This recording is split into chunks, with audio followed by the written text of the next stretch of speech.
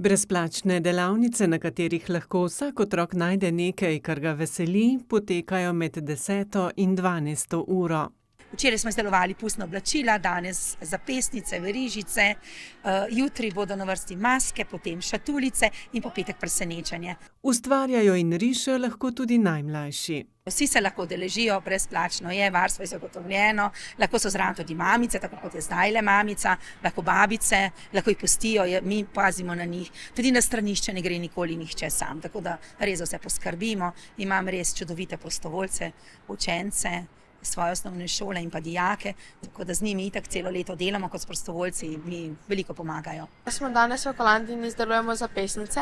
Všeč mi je pa to, ker pomagamo drug drugemu in tistim, ki ne znajo. Tukaj mi je ful všeč, zaradi tega, ker se spoznavam z drugimi ljudmi, ker smo vsak dan tukaj, delamo nove stvari in se ful zabavamo.